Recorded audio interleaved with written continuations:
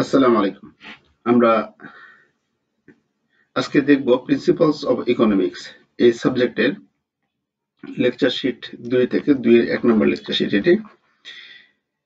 এখান থেকে আমরা দেখব গতদিন আলোচনা করেছিলাম ভারসাম্য দাম।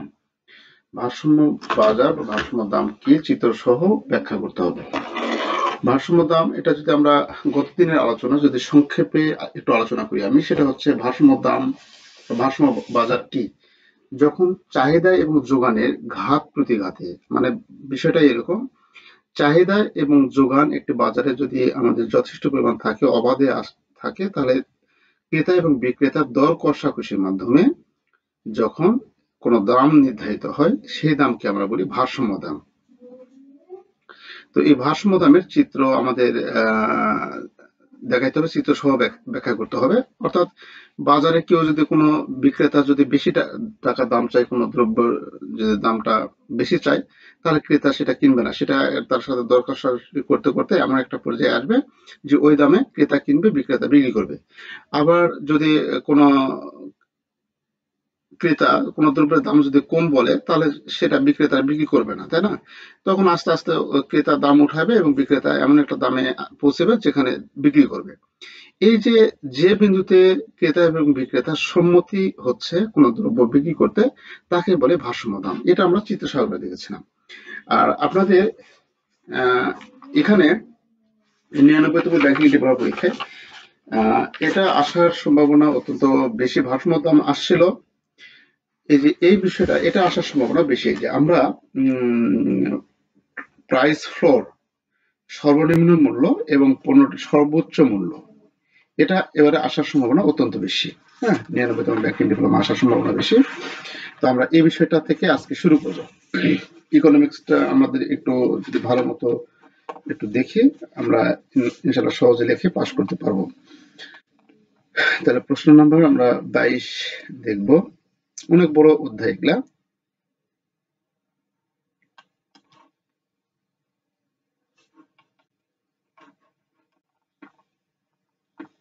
এটি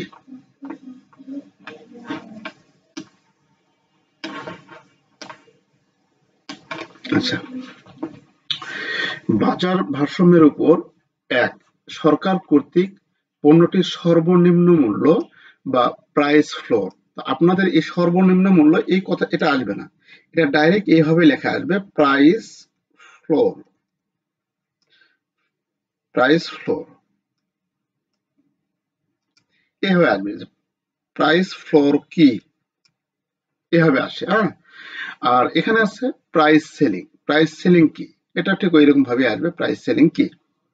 তাহলে সর্বনিম্ন বা প্রাইস ফ্লোর ধার্য এবং পণ্যটির সর্বোচ্চ মূল্য বা প্রাইস সেলিং ধার্য চাহিদা এবং যোগানের উপর কি প্রভাব ফেলবে। আচ্ছা, তো প্রাইস ফ্লোর কি এবং প্রাইস সেলিং কি, এই জিনিসটা আমাদের জানতে হবে। তো এখানে আমরা প্রাইস সেলিং এর একটা চিত্র যেটা আমরা দেখেছি, এটা হচ্ছে ভারসাম্য দামের, যে ভারসাম্য দাম আমরা নির্ধারণ করি, সেই ভারসাম্য দামের এটা কিন্তু চিত্র, তাই না? ভারসাম্য দাম কোনটা? এই যে চাহিদা রেখা, এই যে ডি ডি ইনভার্স চাহিদা রেখা এবং এস এস ইনভার্স চাহিদা যোগান রেখায়, এটা এই বিন্দুতে সেট করেছে। তাহলে এই বিন্দুর নাম হচ্ছে কি ভারসাম্য বিন্দু, এটা হচ্ছে ভারসাম্য বিন্দু। আর এই বিন্দুতে দামের দিকে যেটা টানবো, এই 10 টাকা হচ্ছে আমাদের কাছে ভারসাম্য দাম, আর এইদিকে যেটা টানবো এই 100 হচ্ছে আমাদের ভারসাম্য চাহিদা এবং যোগানের পরিমাণ। তাহলে এই 10 টাকা হচ্ছে আমাদের ভারসাম্য দাম। আচ্ছা, এই সরকার কর্তৃক আমাদের কিছু নিয়ম নীতি রুলস মেনে চলতে হয় এবং সরকার কিছু পণ্যের দাম নির্ধারণ করে রাখে, তাই না? এটা আমরা জানি।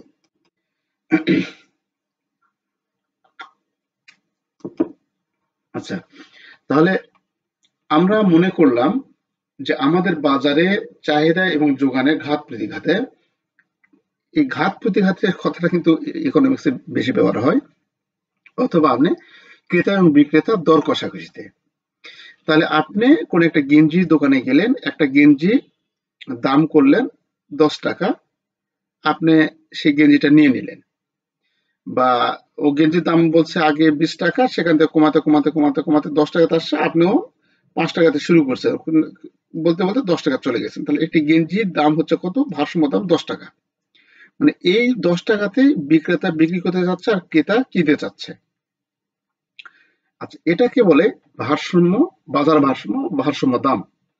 এখন কোন কোন ক্ষেত্রে আমাদের বাজার নিয়ন্ত্রণের জন্য সরকার কর্তৃক কোন দ্রব্যের দাম নির্ধারণ করে দেওয়া হয়। এই নির্ধারণটাই হচ্ছে প্রাইস ফ্লোর হতে পারে, প্রাইস সেলিং হতে পারে।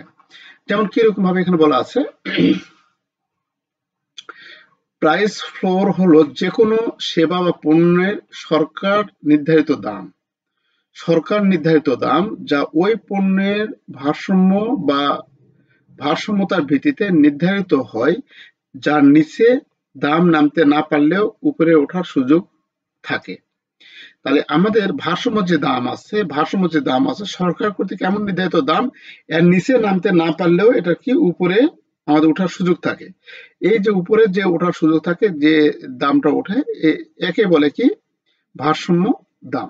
একে বলে কি? ভারসাম্য দাম, সরি, প্রাইস ফ্লোর। একে বলে কি? Price floor. তার প্রাইস ফ্লোরটা কি? সরকার কর্তৃক নির্ধারিত দাম। সরকার কর্তৃক নির্ধারিত দাম যেটা আমাদের বাজারে ভারসাম্য দামকে, ভারসাম্য দামের নিচে না নামে আমাদের উপরে উঠে, উপরে ওঠার সুযোগ থাকে, সেই দামকে প্রাইস ফ্লোর বলে। তাহলে প্রাইস সেলিং কি? একই অ্যান্সার, যে সরকার কর্তৃক নির্ধারিত দাম, এটা সরকার কর্তৃক নির্ধারিত হবে। সরকার কর্তৃক নির্ধারিত দাম যেটা ভারসাম্য দাম যেটাতে আছে, সেটা আমাদের উপরে ওঠার সুযোগ না থাকলেও নিচে নামার সুযোগ থাকে, একে বলে ভারসাম্য প্রাইস সেলিং। যেমন এই চিত্রটা, এটা হচ্ছে প্রাইস সেলিং। এটা যদি আমাদের ভারসাম্য দাম হয়, তাহলে এটা কিন্তু উপরে না, এটা কিন্তু নিচে নামার যে সুযোগ রয়েছে, যে নিচের দামটা আছে সরকার কর্তৃক যে নির্ধারিত দাম, ভারসাম্য দামের নিচে যে দামটা নির্ধারিত হয়, সেটাকে বলে প্রাইস সেলিং। এটা হচ্ছে প্রাইস সেলিং। তাহলে প্রাইস ফ্লোর এবং প্রাইস সেলিংটা কি? যে মোট কথায় আমাদের ভারসাম্য যে দাম আছে, সে ভারসাম্য দামের উপরে সরকার কর্তৃক যে দাম নির্ধারিত হয়, সেটাই হচ্ছে আমাদের কাছে প্রাইস ফ্লোর। আর প্রাইস সেলিংটা হচ্ছে সরকার কর্তৃক নির্ধারিত দাম, যেটি ভারসাম্য দামের নিচে যে দাম নির্ধারিত হয়, সেটা হচ্ছে আমাদের কাছে প্রাইস সেলিং। এটা হচ্ছে আমাদের মনে রাখতে হবে, যে আমাদের ভারসাম্য দাম অপেক্ষা সর্বনিম্ন দাম যেটা সরকার নির্ধারণ করে, সেটা হচ্ছে আমাদের কাছে প্রাইস সেলিং।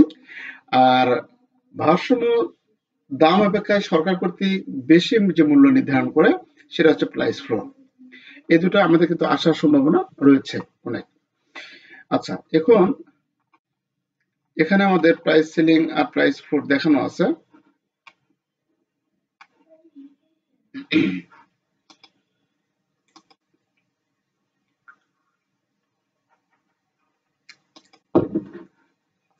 তো আমরা এটা যদি একটু পড়ি, এই চিত্রটা যদি একটু বুঝি, আমরা সর্বনিম্ন মূল্য বা প্রাইস ফ্লোর বলতে মূলত বোঝায় সরকার কর্তৃক ভারসাম্য বাজার দামকে অবজ্ঞা করে। মানে এই যে ভারসাম্য বাজার দাম যেটা 10 টাকা আমরা ধরছিলাম, ভারসাম্য বাজার দাম, এই 10 টাকাকে কোনো ভ্যালুই আর দেওয়া হচ্ছে না। মানে এটা তো আমাদের ক্রেতা বিক্রেতার দর কষাকষিতে 10 টাকা নির্ধারিত হয়েছে, তাই না? এই মূল্যকে আর কি করছে? পাত্তাই দিচ্ছে না, না দিয়ে সরকার কি করছে? 15 টাকা মূল্য নির্ধারণ করে দিচ্ছে। তাহলে এই যে 15 টাকা মূল্য নির্ধারণ করে দিচ্ছে, এই 15 টাকা মূল্য নির্ধারণের ফলে মানে ভারসাম্য দামের উপরে যে দাম নির্ধারণ করছে, এটা হচ্ছে প্রাইস ফ্লোর। আচ্ছা, যেটা আমরা এতক্ষণ বললাম। কিন্তু এই প্রাইস ফ্লোরের ফলে কি হয়? আমাদের প্রাইস ফ্লোর যখন হবে, তখন কি হবে? আমাদের ভারসাম্য দাম অপেক্ষায় আমাদের চাহিদার পরিমাণ কম হবে। যখন দাম বেড়ে যাচ্ছে, চাহিদার পরিমাণ কম হবে, যোগানের পরিমাণ বেশি হবে। অর্থাৎ এতটুকু, এই চাহিদা রেখা থেকে এই যোগান রেখা, এতটুকু পরিমাণ আমাদের দ্রব্য উদ্বৃত্ত থাকবে। এই যেখানে ব্র্যাকেট লেখা আছে উদ্বৃত্ত 50 একক, ধরুন এখানে 50 একক আমাদের বাজারে উদ্বৃত্ত থাকবে, মানে বিক্রি হবে না। ঠিক আছে? এটা হচ্ছে আমাদের চাহিদা যোগানের উপর প্রভাব ফেলবে, যে চাহিদা তখন আমাদের কমে যাবে আর যোগান তখন আমাদের কি বেড়ে যাবে। তাহলে এখানে আমাদের চাহিদা যোগানের উপর প্রভাবের কথা বলছে, যে যখন প্রাইস ফ্লোর হবে, তখন চাহিদা এবং যোগানের উপর কি প্রভাব ফেলবে। তার প্রাইস ফ্লোর যখন হবে, ভারসাম্য দামের যখন বেশি হবে, তখন চাহিদার পরিমাণ কমে যাবে, কারণ দ্রব্যের দাম বৃদ্ধি পাবে, চাহিদার পরিমাণ কমে যাবে এবং যোগানের পরিমাণ বৃদ্ধি পাবে। ফলে আমাদের বাজারে আমাদের চাহিদা এবং যোগানের মধ্যবর্তী ভারসাম্য বিন্দু ভারসাম্য বিন্দুতে দাম, চাহিদা এবং যোগান বরাবর এই রেখাটুকু এতটুকু পরিমাণ অংশ আমাদের উদ্বৃত্ত থাকবে, এই নীলকালিতে যেটা আছে। আবার ঠিক একই রকম ভাবে যখন আমাদের প্রাইস সেলিং হবে, মানে ভারসাম্য দামের থেকে যখন কম দাম নির্ধারিত হবে, সরকার যখন নির্ধারণ করে দিবে, তখন আমাদের যোগানের পরিমাণ বেশি থাকবে, কিন্তু আমাদের চাহিদার যোগানের পরিমাণ কম থাকবে। এতটুকু যোগানের পরিমাণ কম থাকবে, তখন চাহিদার পরিমাণ বেশি থাকবে। এই চাহিদার পরিমাণ বেশি, এত পর্যন্ত থাকবে 150 একক থাকবে, আর বাজারে মাল থাকবে হচ্ছে মাত্র 50 একক। তাহলে মানুষ কি করবে, কার গায়ে লেগে যাবে, অর্থাৎ এই পরিমাণ দ্রব্য আমাদের ঘাটতি থেকে যাবে। লাল বিন্দুতে যেটা আছে, এই লাল যেটা, এটা হচ্ছে এই পরিমাণ দ্রব্য আমাদের ঘাটতি থেকে যাবে 100 ইউনিট, তাই না? এই 50 এবং 150 এর মাঝখানে কত, 100 ইউনিট, 100 ইউনিট আমাদের ঘাটতি থেকে যাবে। তখন কি হবে, দামটা আস্তে আস্তে আস্তে আস্তে বাড়বে, তাই না? তাহলে আমাদের এখানে বলেছে যে প্রাইস সেলিং এর ফলে চাহিদা যোগানের উপর কি প্রভাব ফেলবে, যোগানের পরিমাণ অল্প হবে, চাহিদার পরিমাণ বেশি হবে, ফলে আমাদের বাজারে ঘাটতি থাকবে, আমাদের 100 ইউনিট ঘাটতি থাকবে চিত্র অনুযায়ী, তাই না? তাহলে এই হচ্ছে আমাদের চাহিদা যোগানের উপর প্রভাব, মানে প্রাইস ফ্লোর এবং প্রাইস সেলিং এর মধ্যে কাকে বলে এবং এটার প্রভাব। আচ্ছা, তারপরে আছে দেখুন,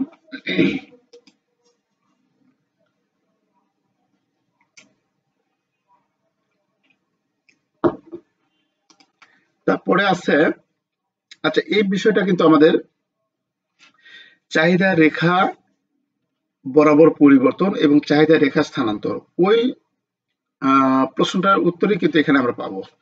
কিরকম দেখুন, আমরা এর আগে চাহিদা সংকোচন সম্প্রসারণ এবং চাহিদা হ্রাস বৃদ্ধি দেখেছি, তাই না?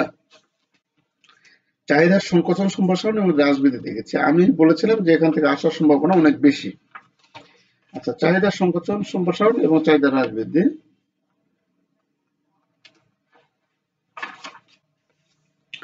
তাহলে এক্ষেত্রে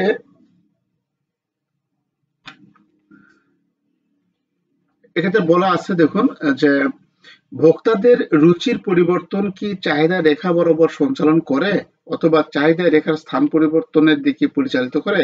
আপনার উত্তরের ব্যাখ্যা করুন। দেখুন, আমরা কিন্তু এটা আগে পড়েছি।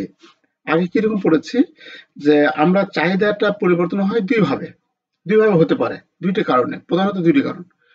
একটি হচ্ছে দাম, আর একটা হচ্ছে কি, এটা হচ্ছে এক দাম, দুই হচ্ছে কি অন্যান্য অবস্থা।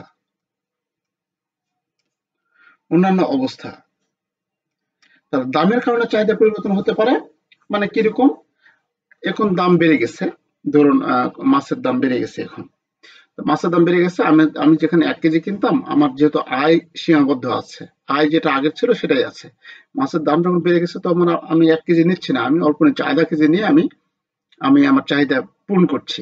তাহলে চাহিদা যেখানে ছিল 1 কেজি, সেখানে আধা কেজি দিয়ে আমি আমার চাহিদা মেটাচ্ছি।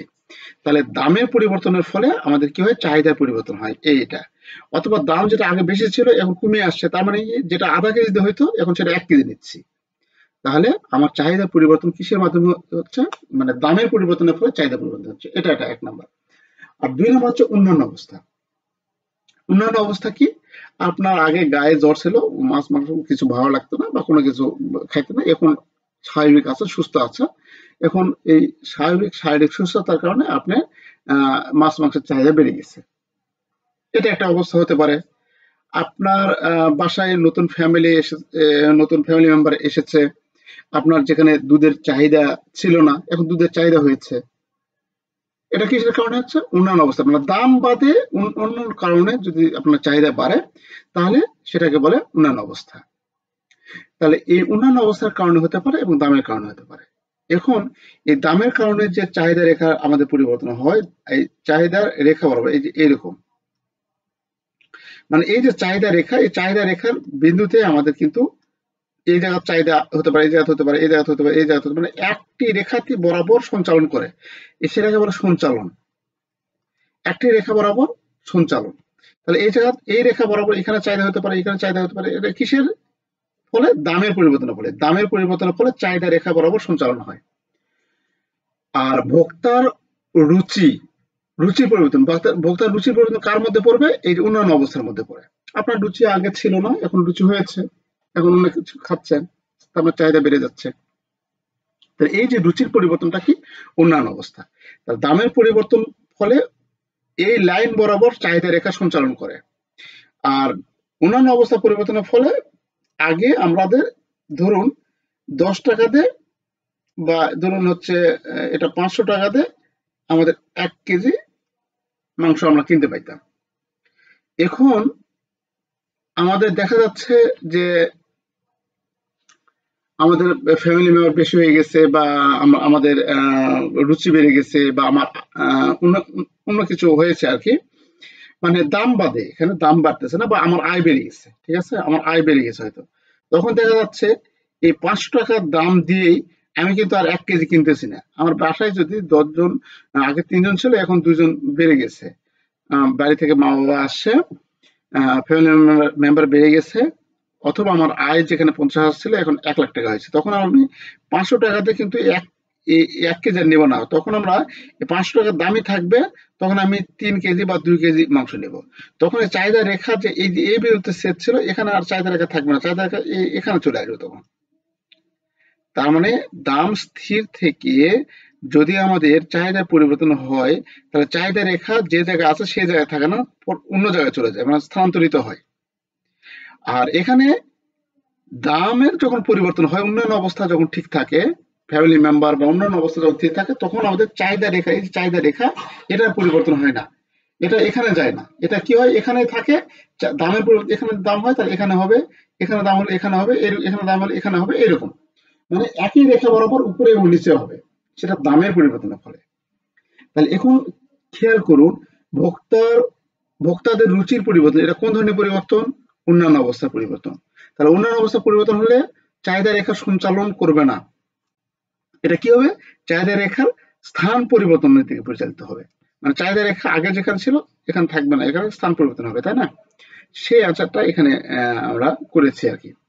এটা আমরা আগে আলোচনা করেছিলাম, চাহিদার হ্রাস বৃদ্ধি তে আমরা দেখেছিলাম, এবং চাহিদার সংকোচন সম্প্রসারণ সেখানে আমরা দেখেছিলাম, কিন্তু ওখানে আমাদের বিস্তারিত আলোচনা করা আছে আগের ক্লাসগুলোতে, একটু দেখে নেবেন। তো এটাই আমাদের বলা আছে চাহিদা রেখার সঞ্চালন। চাহিদা রেখার সঞ্চালন বলতে এই যে চাহিদা রেখা, এই যে চিত্র, এই যে আমাদের ওএক্স অক্ষে চাহিদার পরিমাণ ও ওয়াই অক্ষে দাম, আর এটা হচ্ছে ডি, এবং এই ডি ইনভার্স চাহিদা রেখা। এই একই রেখার এখানে চাহিদা হয়েছে, এখানে এ বিন্দুতে, বি বিন্দুতে, সি বিন্দুতে, ডি বিন্দুতে চাহিদা। এ বিন্দুতে যখন চাহিদা হচ্ছে পৃথিবী দাম, তখন আমাদের চাহিদা পরিমাণ এত। আবার এ বিন্দুতে যখন হচ্ছে এত চাহিদা পরিমাণ, অর্থাৎ দাম কি হয়েছে, দাম আগের চেয়ে পরিবর্তন হয়েছে, আগের চেয়ে কমে গেছে, তারপর কমে গেছে, তারপর কমে গেছে, কিন্তু এই রেখার ওই বিন্দুতে আমাদের আছে, এটাকে বলে চাহিদা রেখার সঞ্চালন। যে চাহিদা একটি রেখার, একই রেখার যখন বিভিন্ন বিন্দুতে যখন চাহিদার পরিমাণ প্রদর্শিত হয়, সেটা হচ্ছে চাহিদা রেখা বরাবর সঞ্চালন। অর্থাৎ দামের পরিবর্তনের ফলে চাহিদা রেখার পরিবর্তন, চাহিদা রেখা বরাবর সঞ্চালন হয়, এখান থেকে পরিবর্তন হয়, এখানে যখন দাম গেল তখন আমাদের চাহিদা রেখার এখান থেকে এখানে উপরে উঠে গেল, তারপর উপরে উঠে গেল, একে বলে সঞ্চালন। তাহলে এখানে দামের পরিবর্তনের ফলে চাহিদা রেখা কি হয়, সঞ্চালন হয়, তাই না? কিন্তু যখন চাহিদা রেখার স্থান পরিবর্তন হবে বা চাহিদা হ্রাস বৃদ্ধি হবে, কখন? যখন অন্যান্য অবস্থায় পরিবর্তন, ক্রেতার আয়, রুচি, অভ্যাস, লোক সংখ্যা প্রভৃতি পরিবর্তনের ফলে চাহিদা পরিবর্তন হতে পারে। তাহলে এখানে আমাদের প্রথম ধরুন আমাদের ডি যেটা আছে, এটা এই বিন্দুতে আমাদের চাহিদা হতো, কোনো কারণে আমাদের ফ্যামিলি মেম্বার কমে গেছে বা আমার আয় কমে গেছে বা আমার রুচি কমে গেছে, তখন আমাদের এই যে পি দামে যেটা আগে 1 কেজি নিতাম, সেখানে এখন কি করবো, আধা কেজি নেবো, তাই না? এই তখন চাহিদা রেখা এখানে থাকবে না, তখন আমাদের এখানে নেমে আসবে, যেখানে যে দামে আমরা যে পরিমাণ নিব আমরা, ঠিক সেখানে আমাদের চাহিদা রেখা স্থানান্তর হবে। তাহলে আবার যদি ফ্যামিলি মেম্বার বেড়ে যায়, তাহলে চাহিদা পরিমাণ বৃদ্ধি পাবে, তাহলে এই পি দামে আমরা যেটা 1 কেজি নিতাম সেটা এখন নেবে 2 কেজি, তাহলে এখানে যাবে। তাহলে নতুন করে চাহিদা রেখায় এই যেটা ডি সেটা ডি ওয়ান এ চলে যাবে। আর যদি চাহিদা রেখা কমে যায় তাহলে ডি টু ডি চলে আসবে। একে বলে চাহিদা রেখার স্থান পরিবর্তন। এই যে চাহিদা রেখা যেটা ছিল সেটা আমাদের এখানে যাবে অথবা এখানে আসবে, একে বলে চাহিদা রেখার স্থান পরিবর্তন। আচ্ছা,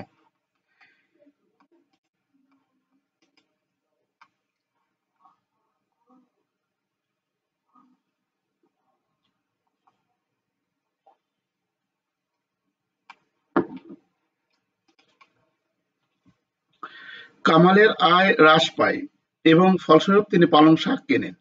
পালং শাক একটি নিকৃষ্ট বা একটি স্বাভাবিক পণ্য। পালং শাকের জন্য কামালের চাহিদা রেখা কি হবে? তাহলে কামাল কি করছে? কামালের আয় হ্রাস পেয়েছে, আয় হ্রাস পেয়েছে। তাহলে খেয়াল করুন, এই আয়টা যে আমাদের চাহিদার পরিবর্তন হবে, কামালের যে চাহিদাটার পরিবর্তন হচ্ছে, চাহিদা রেখা পরিবর্তন হবে। চাহিদা রেখা পরিবর্তনের আমাদের দুইটা কারণ কি কি? একটা হচ্ছে দাম, আর একটা হচ্ছে কি অন্যান্য অবস্থা। এখন এই কামালের আয়ের হ্রাস পাইছে, এটা কিসের পরিবর্তন হয়েছে? দামের পরিবর্তন, আয়ের পরিবর্তন? এটা আগে আমাদের লক্ষ্য রাখতে হবে।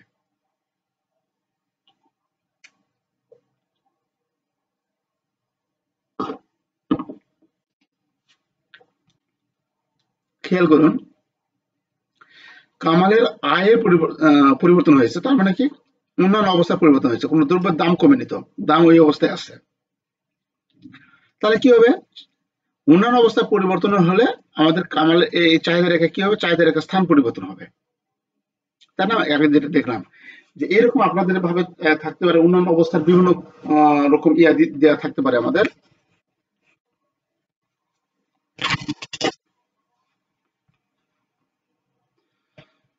আচ্ছা, তাহলে অন্যান্য অবস্থার যে বিভিন্ন রকম আমাদের ভোক্তার আয়, রুচি, অভ্যাস, ধরুন এরকম ভাবে দেওয়া আছে। কামালের রুচির পরিবর্তনের ফলে এটা আয় হ্রাস পায় না, এখানে রুচির হ্রাস পায় আছে, এরকম থাকতে পারে। বা অভ্যাস পরিবর্তনের ফলে এরকম কথা বলা থাকতে পারে। তাহলে এই অন্যান্য অবস্থা মানে দাম বাজার যে অবস্থার পরিবর্তনের ফলে চাহিদার পরিবর্তন ঘটবে, তাহলে চাহিদা রেখার স্থানান্তর ঘটবে। চাহিদা রেখার কি হবে? স্থান পরিবর্তন ঘটবে। এই যে চাহিদা রেখার সঞ্চালন সংকোচন সম্প্রসারণ শুধুমাত্র দামের পরিবর্তনের ফলে হয়, আর চাহিদা রেখার স্থান পরিবর্তন বা হ্রাস বৃদ্ধি ঘটে শুধুমাত্র অন্যান্য বিষয়, ভোক্তার ক্রেতার আয়, রুচি, অভ্যাস, সংখ্যা প্রভৃতি পরিবর্তনের ফলে, তাই না? তাহলে এখানে কি হবে? চাহিদা রেখা কামালের যেহেতু পরিবর্তন হচ্ছে, আমাদের চাহিদা রেখাটা যেখান থেকে আসছে সেখান থেকে সরে যাবে জাস্ট।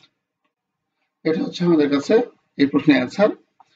আর 25 নম্বরে বলা আছে উৎপাদকের প্রযুক্তি, আমাদের চাহিদা হ্রাস বৃদ্ধি সংকোচন সম্প্রসারণ, এর মধ্যে কিন্তু প্রশ্ন আসবে ইনশাল্লাহ, এর মধ্যে প্রশ্ন আসবে। আপনার কিন্তু অবশ্যই এই বিষয়গুলো একটু খেয়াল রাখবেন।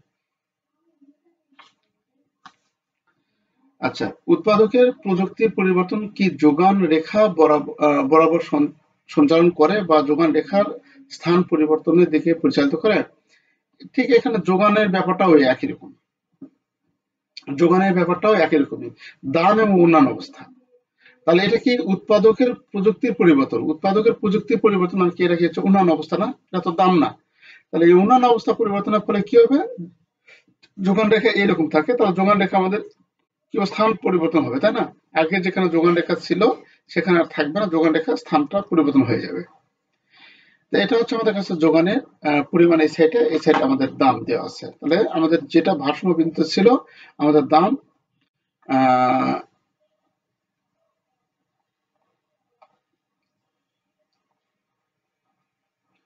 দাম আমাদের কমে যাওয়ার ফলে, এখানে কিসে বলছে? উৎপাদকের প্রযুক্তি পরিবর্তন, প্রযুক্তিগত পরিবর্তনের ফলে আমাদের চাহিদার পরিমাণ আমাদের বেড়ে যেতে পারে এখানে, মানে সরি, যোগানের পরিমাণ বেড়ে যেতে পারে প্রযুক্তি পরিবর্তনের ফলে। প্রযুক্তি যদি বেশি উন্নত হয়, ভালো হয়, আমরা আগের চেয়ে অনেক বেশি উৎপাদন করতে পারি। তাহলে এই প্রযুক্তির পরিবর্তন হচ্ছে কি অন্যান্য অবস্থা। অন্যান্য অবস্থা যখন হবে, আমাদের এই যে যোগান রেখা স্থানান্তরিত হবে। আগে ছিল এসএস, এখন এস ইনভার্স হবে, তাই না? অর্থাৎ অন্যান্য অবস্থা দ্বারা পরিবর্তন হলে আমাদের চাহিদা বা যোগান রেখা স্থান পরিবর্তন করে। আচ্ছা, দামের পরিবর্তন কি যোগান রেখা বরাবর সঞ্চালন করে বা যোগান রেখার স্থান পরিবর্তনের দিকে পরিচালিত করে? দেখুন এই বিষয় একই বিষয়। দামের পরিবর্তনের ফলে, হ্যাঁ, দামের পরিবর্তনের ফলে আমাদের যোগান রেখা আমাদের এই এই রেখার বিভিন্ন বিন্দু হতে পারে, মানে যোগান রেখা বরাবর সঞ্চালন করে, এটা হবে। এটা হবে না, স্থান পরিবর্তন করে না। স্থান পরিবর্তন হচ্ছে অন্যান্য অবস্থা, দামের পরিবর্তন না, অন্যান্য অবস্থা। মনে করো ধর ক্রেতার আয়, ক্রেতার অভ্যাস, ভোক্তার রুচি, এরকম পরিবর্তনের ফলে আমাদের তখন সঞ্চালন করবে না, তখন আমাদের অন্যান্য স্থান পরিবর্তন করবে। ঠিক আছে? একই কথায় চাহিদা আমাদের যোগানে একই, এখানে আমাদের আসবে, একই অ্যান্সার আসবে। শুধু আহ, চাহিদা এবং যোগানের বেলায় যে আমরা ট্রামগুলো দেখতে হবে, সেই ট্রাম অনুযায়ী আমাদের করতে হবে। তারপরে আছে প্রতিপূরক পরিপূরক দ্রব্য। পরিবর্তক বলতে একজনের পরিবর্তে যে দ্রব্য আমরা ইউজ করি, যেমন পরিবর্তক দ্রব্য এখানে বলা আছে সাবস্টিটিউট গুডস, যখন দুটি দ্রব্যের মধ্যে একটি পরিবর্তে অন্যটি ভোগ করা যায় বা যা থেকে প্রায় সমান উপযোগ লাভ করা যায়, তখন দ্রব্য দুটির একটিকে অন্যটির প্রবর্তক দ্রব্য বলা হয়। আচ্ছা, বোঝা গেছে? পরিবর্তক দ্রব্য, তার পরিবর্তক দ্রব্য বলতে একটি পরিবর্তে যখন আরেকটা দ্রব্য আমরা ইউজ করি, যেমন গুড়ের বদলে চিনি ইউজ করতে পারি, তাই না? এটা হচ্ছে আমাদের কাছে চার বদলে কফি ইউজ করতে পারি। এটা হচ্ছে একটি দ্রব্যের পরিবর্তে আরেকটি দ্রব্যের ব্যবহার, একে বলে পরিবর্তক দ্রব্য। আচ্ছা, তো এখানে আমাদের পরিপূরক দ্রব্য কি?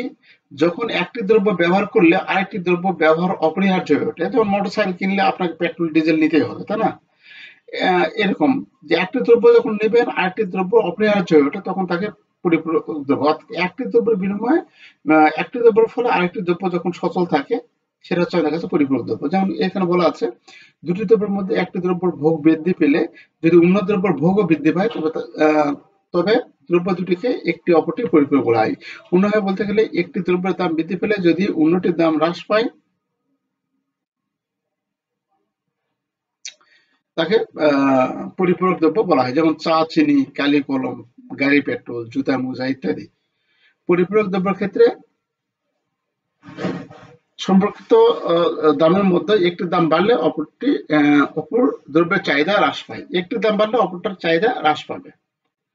আচ্ছা, আমাদের পরিবর্তক দ্রব্য এবং পরিপূরক দ্রব্যের মধ্যে পার্থক্য আসে। পরিপূরক দ্রব্য কি এবং পরিবর্তক দ্রব্য কি, এটা পার্থক্য আমাদের আসে।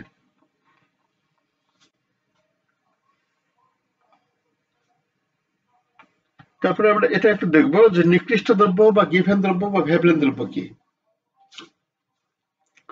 এটা কিন্তু আমাদের পার্থক্য ছোট টিকা এরকম এগুলাতে কিন্তু আসে। নিকৃষ্ট দ্রব্য যে সকল দ্রব্যের ক্ষেত্রে আয় বাড়লে চাহিদা কমে আর আয় কমলে চাহিদা বাড়ে, সে সকল দ্রব্যকে নিকৃষ্ট দ্রব্য বলা হয়।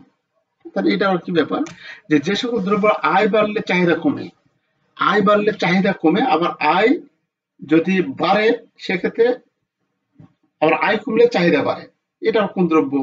দেখুন এখানে আমাদের বলা আছে মোটা চাল।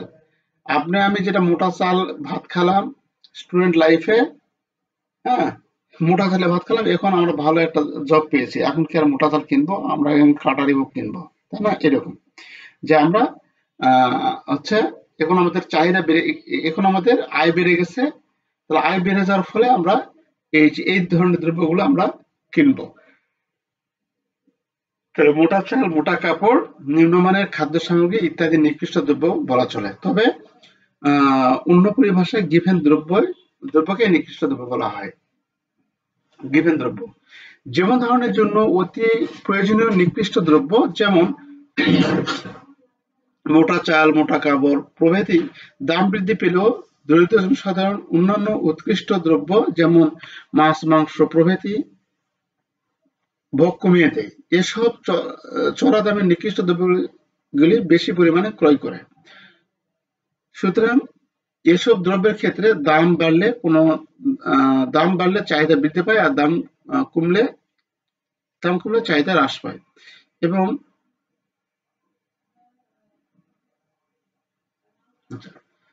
তো আমাদের মোটামুটি আমরা এখানে বুঝে গেছি যে গিভেন দ্রব্যকে মোটামুটি নিকৃষ্ট দ্রব্য হিসেবে বলা যায়। আর গিভেন দ্রব্য আর নিকৃষ্ট দ্রব্য যদি আমরা এখানে সংজ্ঞায়িত করি যে একই অবস্থা, যেমন ধারণের জন্য অতি প্রয়োজনীয় নিকৃষ্ট দ্রব্য যেমন মোটা চাল, মোটা কাপড় প্রভৃতির দাম বৃদ্ধি পেলে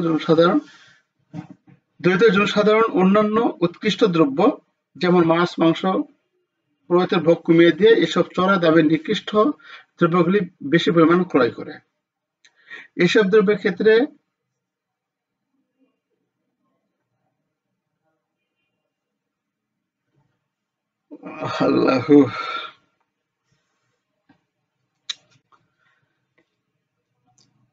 এসব দ্রব্যের ক্ষেত্রে দাম বাড়লে চাহিদা বৃদ্ধি পায় এবং দাম কমলে চাহিদা হ্রাস পায়। আচ্ছা,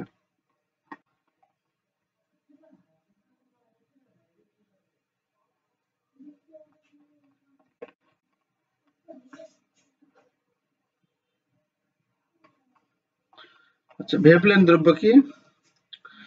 ভেবলেন দ্রব্য বিলাসবহুল পণ্য উচ্চতর পণ্যগুলি যেগুলো দাম যোগান চাহিদা সাধারণত অর্থনৈতিক আইন অনুসারে অনুসরণ করে না।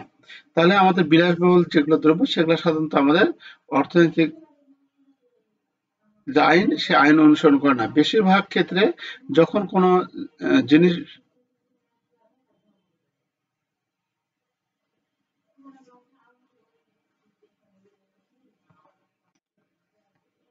তাহলে ব্যয়বহুল দ্রব্য হচ্ছে কি বিলাসবহুল পণ্য বা উচ্চতর পণ্য যেগুলির দাম যোগান চাহিদার উপর অনুসারে নির্ভর করে না। বেশিরভাগ ক্ষেত্রে যখন কোনো জিনিস ব্যয়বহুল হয়ে যায় তখন এর জন্য চাহিদা হ্রাস পায়। ভ্যাবল্যান্ড গুডের সাথে বিপরীত ঘটনা ঘটে। যখন তাদের দাম বৃদ্ধি পায় তখন লোকেরা তাদের আরো চায় বা চাহিদা বৃদ্ধি পায়। তার দাম যদি বৃদ্ধি পায় তাহলে চাহিদাও বৃদ্ধি পায়।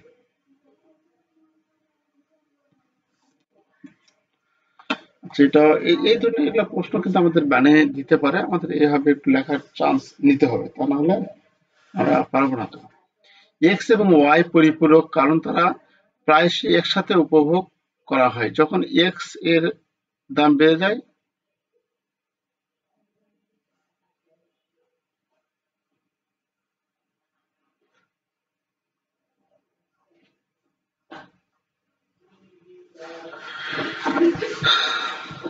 তাহলে এক্স এবং ওয়াই এই জিনিসটা কিন্তু আমাদের পড়তে হবে, এটা অনেক গুরুত্বপূর্ণ। এটা এক্স এবং ওয়াই পরিপূরক কারণ তারা প্রায়শই একসাথে উপভোগ করা হয়। পরিপূরক বলতে কি বুঝি, মানে এক্স ব্যবহার করলে এটা করতেই হবে,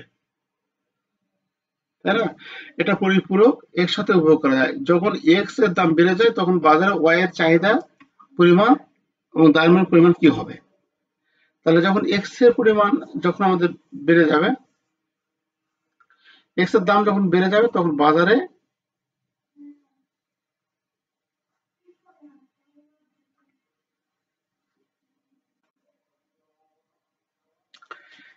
এখানে প্রশ্নটা একটু খেয়াল করে দেখুন। এখানে বলা আছে এক্স এবং ওয়াই, এক্স এবং ওয়াই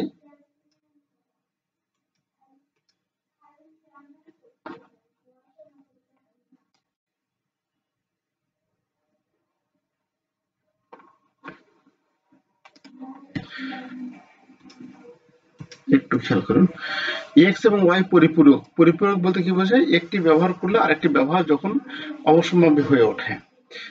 পরিপূরক কারণ তারা প্রায়শই একসাথে উপভোগ করেন। যখন এক্স এর দাম বেড়ে যায়, এক্স এর দাম বেড়ে যায় তখন ওয়াই এর বাজার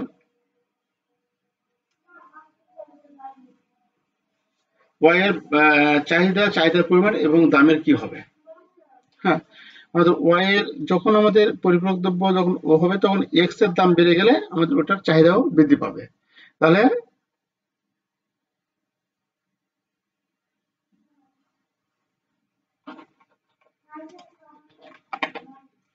খেয়াল করুন যে আমাদের পরিপূরক দ্রব্যের সূত্রটা কি। পরিপূরক দ্রব্য বলতে আমরা একটি দ্রব্যের যখন ব্যবহার করতে চাই তখন আরেকটি দ্রব্য ব্যবহার মানে ইয়ে হয়ে যায়, অবশ্যই করতে হয়। যেমন মোটরসাইকেল চালালে আপনার পেট্রোল লাগবে বা ডিজেল লাগবে, তাহলে ডিজেলটা হচ্ছে মোটরসাইকেলের পরিপূরক দ্রব্য, ঠিক আছে, এরকম। তাহলে মোটরসাইকেলের পরিপূরক দ্রব্য হচ্ছে কি ডিজেল। তাহলে ডিজেল মানে আর মোটরসাইকেল ব্যবহার করতে গেলে ডিজেল লাগবে। তাহলে এখানে সেটা বলছে এক্স এবং ওয়াই পরিপূরক কারণ প্রায়শই একসাথে উপভোগ করে। আচ্ছা, যখন এক্স এর দাম বেড়ে যায়, যখন এক্স এর দাম বেড়ে যায় তখন বাজারে ওয়াই এর চাহিদা কিরকম থাকবে, তাহলে ওয়াই এর চাহিদাও বেড়ে যাবে। এক্স এর চাহিদা যখন বেড়ে যাবে ওয়াই এর চাহিদাও বেড়ে যাবে। আচ্ছা, তাহলে এখানে আমাদের যেটা বলা আছে, কোনো দ্রব্য বা সেবা ভোগের অভাব পূরণ করার জন্য একই সাথে দুই বা ততোধিক দ্রব্যের ব্যবহার অপরিহার্য হলে সংশ্লিষ্ট দ্রব্য সমূহকে পরিপূরক বা দ্রব্য হিসেবে বিবেচনা করে। যেমন কালি, কলম বা কাগজ কালি,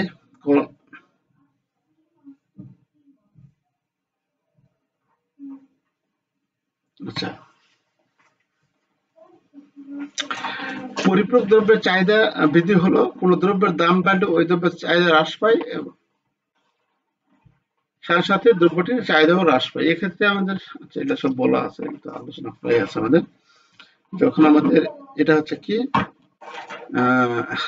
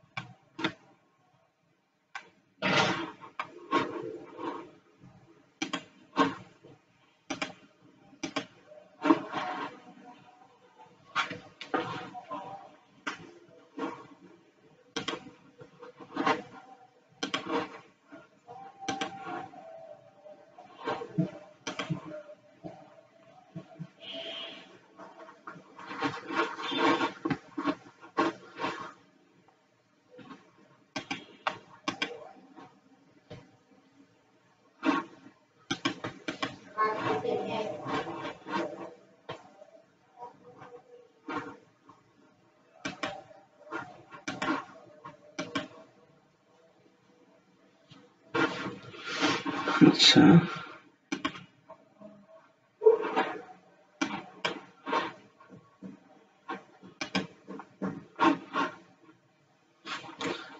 দেখা যাচ্ছে?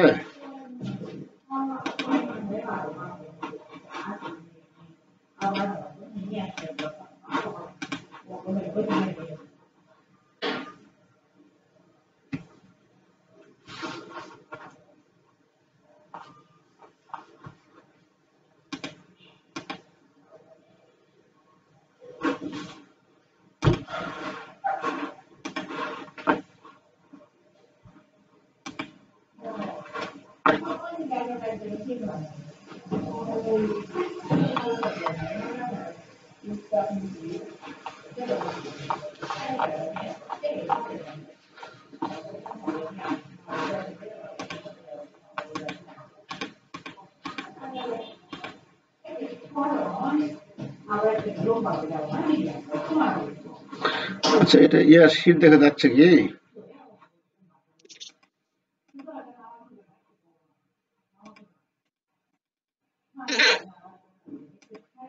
শীট দেখা যাচ্ছে?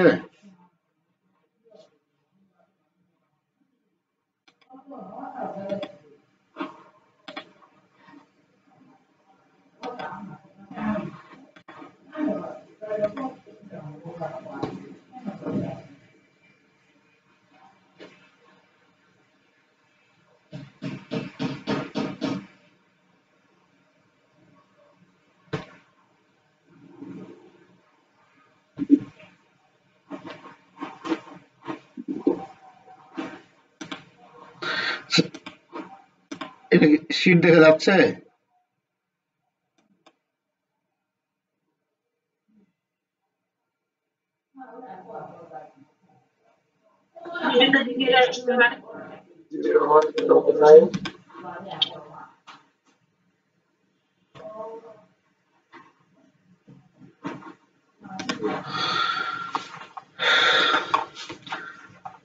পরিপূরক, পরিবর্তক, চাহিদার হ্রাস বৃদ্ধি, এখান থেকে কিন্তু প্রশ্ন হবেই।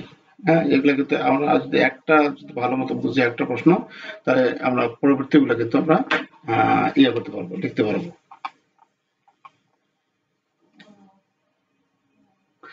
এই প্রশ্নগুলো অনেক মজার প্রশ্ন, ওটা আপনারা দেখতে পারেন। প্রশ্নটা ছিল কি রকম, দেখুন।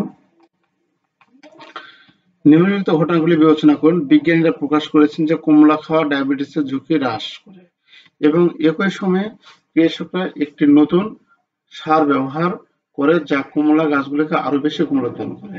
এই পরিবর্তনগুলি কমলা বাজার ভারসাম্য এবং পরিমাণের ভারসাম্যের উপর কি প্রভাব ফেলবে, ব্যাখ্যা করুন। তাহলে আমাদের এখানে আমরা যখন কমলা, যেটা বলা আছে, বিজ্ঞানীরা প্রকাশ করেছে যে কমলা খাওয়া ডায়াবেটিসের ঝুঁকি হ্রাস করে, এটার ফলে আমাদের কমলা বেশি ক্রয় বিক্রয় হতে পারে, তাই না? তাহলে যেহেতু ডায়াবেটিসের ঝুঁকি হ্রাস করে, এখন পর্যন্ত ডায়াবেটিসের কোনো টিকা বা কোনো কিছু আবিষ্কার হয়নি, তাহলে কমলার ফলে এটা, এই খবরটা যদি পায় তাহলে তারা বেশি বেশি কমলা কিনবে। আর একই সময়ে কৃষকরা একটি নতুন সার ব্যবহার করে, আরেকটি নতুন সার আমাদের ব্যবহার করতে হবে, যেটিতে এই কমলা গাছে দিলে আমরা ভালো উৎপাদন পাবো। এই দুটি ঘটনা এখানে দেওয়া আছে। এই পরিবর্তনগুলি কমলা ভারসাম্য মূল্যের উপর কি প্রভাব ফেলবে? তো এটা একটু পড়ে নেবেন, এটা খুব বেশি জটিল নাই। ঘটনাগুলো পড়ে নেবেন। ঘটনা 1, ঘটনা ইভেন্ট 2।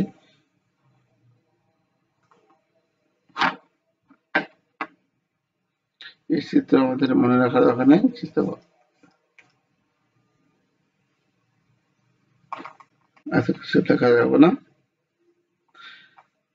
ঋণযোগ্য ভারসাম্য, এই চিত্রটা আগে আমরা দেখেছি। হ্যাঁ, ফ্লোর প্রাইসের যে চিত্রটা, সেই চিত্রটা আমরা দেখেছি। এটা চাহিদার পরিবর্তনের কারণসমূহ। চাহিদার পরিবর্তন হতে পারে কি কারণে?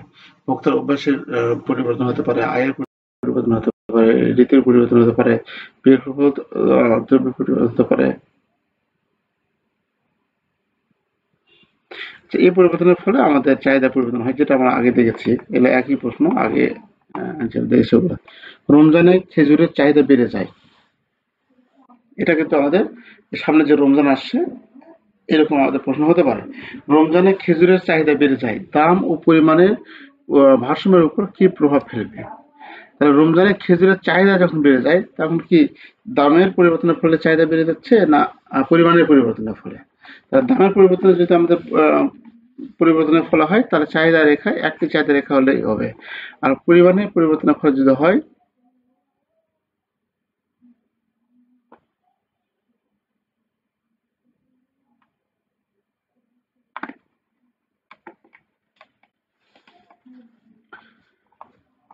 যেখানে আর তেমন নাই।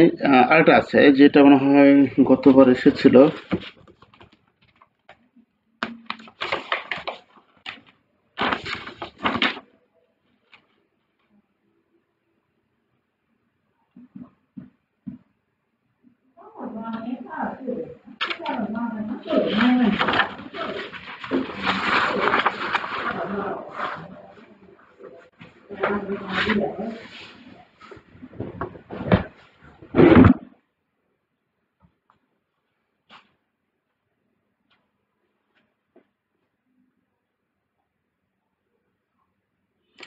ভর্তুকি সুবিধা এবং অসুবিধা বলছে। আপনি কি মনে করেন আমাদের দেশে কৃষি ভর্তুকি আরো বৃদ্ধি করা উচিত? মানে ভর্তুকি প্রদানের ফলাফল, ভারসাম্য দামের উপর ভর্তুকি প্রদানের ফলাফল। তাহলে ভর্তুকি প্রদান করলে কি অবস্থা হবে, সেটা আমাদের এখানে আলোচনা করা আছে। ভারসাম্য দামের উপর ভর্তুকি প্রদানের ফলাফল। তো এখানে এই প্রশ্ন অনেক ইম্পর্টেন্ট, অনেক ইম্পর্টেন্ট প্রশ্ন।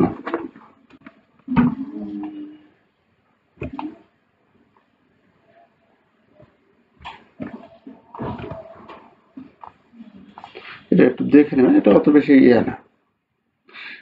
এটুকু একটু পড়ি যে সরকার জনস্বার্থে উৎপাদন ব্যয় বা আমদানি ব্যয় অপেক্ষা কম দামে দ্রব্য সামগ্রী বাজারে দ্রব্য সামগ্রী বিক্রি করার জন্য স্থানীয় রাষ্ট্রীয় কোষাগার থেকে যে অর্থ ব্যয় করেন, তাকে ভর্তুকি বলা হয়।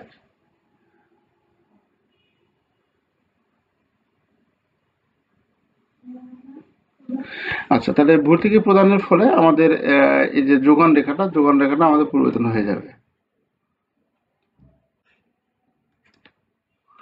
আচ্ছা, আমরা এটা একটু দেখে নেবেন, এটা অনেক পড়তে হবে। আচ্ছা, এটা সর্বশেষ ভর্তুকি, এটা ব্যাখ্যা করলাম না, এখানে আমাদের ব্যাখ্যা করে লিখে দিয়ে আছে। এই ব্যাখ্যা করলে ইজিলি এটা বুঝতে পারবেন। তাহলে ভর্তুকি প্রদানের ফলে আমাদের কি কি পরিবর্তন হয়, ভারসাম্য দ্রব্যের দামের উপর কি প্রভাব ফেলবে, হ্যাঁ, ভর্তুকি যদি প্রদান করে থাকে। আচ্ছা, আমাদের এখানে এই ইকোনমিক্স 2 নাম্বারটা শেষ হলে এখান থেকে আমাদের একটা প্রশ্ন থাকবেই। 2 নম্বরের যেটা আছে, মানে 2 নম্বরের 1 নম্বর যেটা আছে, সেখান থেকে আমাদের একটি প্রশ্ন অবশ্যই থাকবে। এর মধ্যে চাহিদার সংকোচন সম্প্রসারণ, আমাদের যোগানের সম্প্রসারণ আছে, একই রকম হিসাব নিকাশ, শুধু আমাদের সূত্রটা মাথায় রাখতে হবে। আচ্ছা, এরপর আপনাদের যে ক্লাস আছে সেটা হচ্ছে 17 তারিখ।